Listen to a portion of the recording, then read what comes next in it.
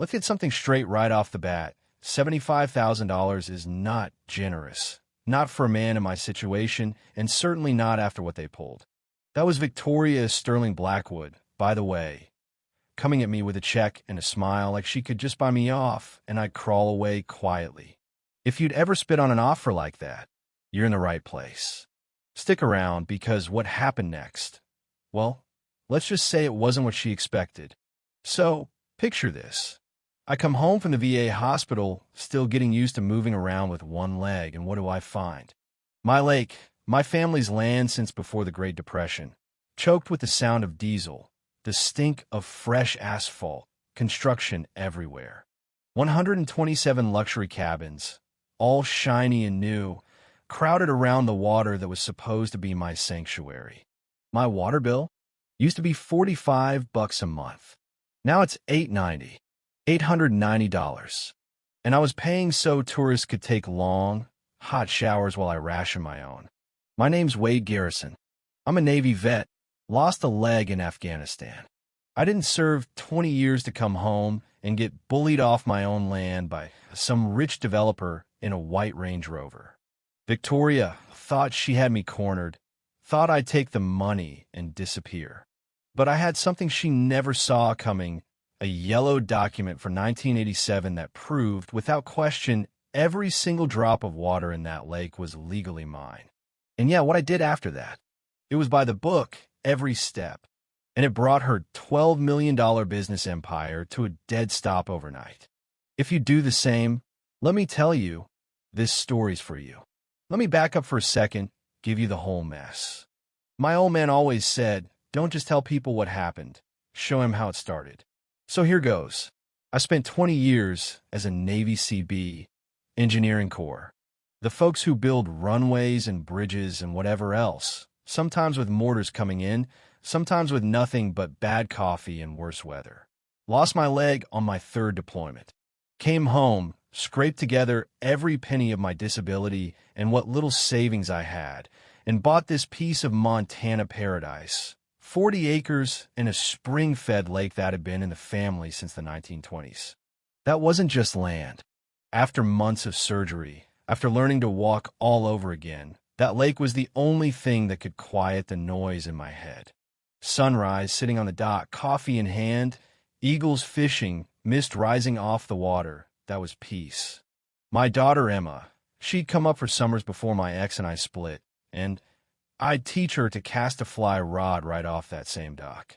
I figured keep it simple. Live off the pension, maybe take some other veterans fishing, help them deal with their own nightmares. And someday, leave Emma a place that mattered. And then I met Victoria. If you've ever met someone who honestly believes money can buy anything, you're halfway there. She'd inherited lakeside luxury rentals, and apparently the world owed her because her dad built it and his dad before him. She drove a Range Rover that's never been within 10 miles of actual mud.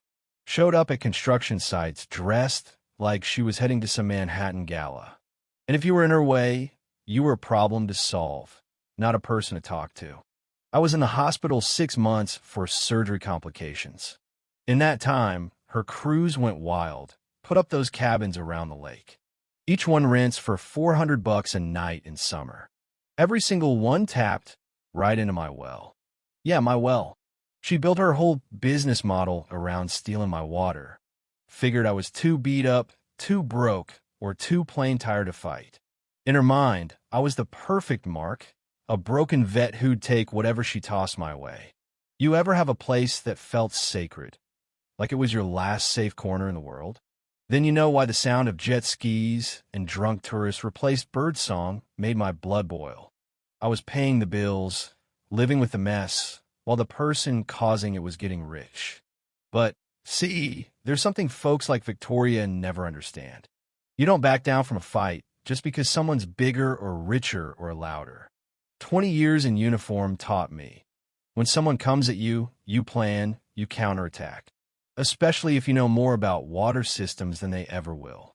First time we met in person, she steps out of her SUV, $800 boots, that V, he never touched dirt, carrying designer water, standing right next to the lake she'd been poisoning. Took one look at my prosthetic and my old camo jacket, and I could see her running the numbers in her head. How cheap she could make me go away. What she didn't see, 20 years of solving problems nobody else could. Under pressure, she couldn't imagine. Big mistake. 3 days after I got home, her lawyer comes by. Guy smells like he bathes in cologne that costs more than my grocery bill, handing me legal papers. Says I'm interfering with legitimate business operations because I want to use my own water. Says I'm the one breaking the rules. The gall. Honestly, I'd almost admire it if it wasn't so infuriating. My water bill's skyrocketing. The well pump runs non-stop, the pressure drops to nothing, and I get to choose hot water or any water, but not both. Meanwhile, Victoria's pulling in 50 grand a night with those cabins, and I'm footing the bill for her success. The kicker? The taste of chlorine in my water. That's when I knew the system was breaking. Too many cabins, too much demand, and now the water table was dropping. My crystal clear lake? Now it's at a greasy film. Sunscreen, fuel, garbage floating in it. My refuge turned into spring break central, and I was paying for the privilege. So what did I do? What any stubborn old CB would, research. Spent 3 days at the courthouse, going through every deed, easement, water rights doc since the 1920s. Smelled like dust and old ink, but I found it. Not a single easement giving Victoria rights to my water. Not one. Legally, her cabins had as much claim to my water as I had to the gas in her Range Rover. She'd built her empire on a lie. That's when it hit me. Victoria wasn't just greedy, she was reckless. Spent $12 million building on land she didn't control, figuring some disabled vet wouldn't fight back. Probably planned to offer me pennies, get my signature, and sweep it under the rug. She bet everything that I was too broken to push back. She was wrong. See, the thing about military folks, we don't just fight with muscle. We fight with patience and planning. I walked out of that courthouse with every piece of proof I'd need. A couple weeks go by. Victoria shows up in her Range Rover, fancier than ever. Designer jeans, cashmere sweater, like she's hosting a talk show. Hands me a check, 75 grand. Says it'll solve both our problems. All I need to do is sign a water access agreement and forget the last 100 years of my family's history. 75 grand for something that makes her millions every summer.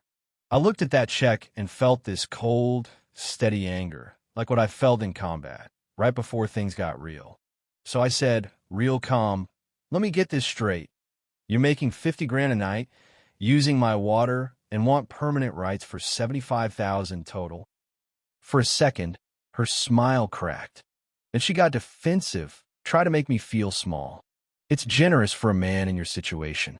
My situation, like my service, my life, my daughter's inheritance, was just some unfortunate detail in her spreadsheet. I handed her the check right back. I'll pass. Suddenly, she's threatening me with legal fees, dragging it out for years, ruining me.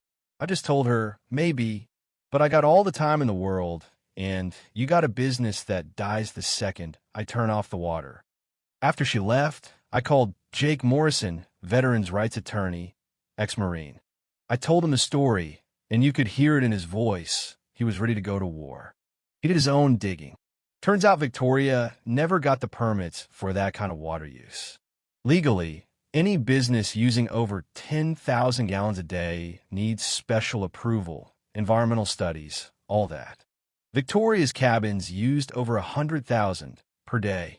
It was a house of cards, and she'd built it on sand. Jake put it bluntly, Wade, without those permits, she's got nothing. She's operating illegally. You hold the trump card. But Victoria wasn't done making dumb moves.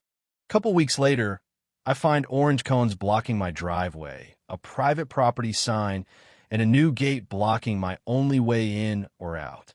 3 rent-a-cops in matching shirts, her luxury security, telling me I don't live there. Said their property map shows my land as part of the rental development. I mean, the balls on these people. But here's the thing. Military engineers know every position has a back door.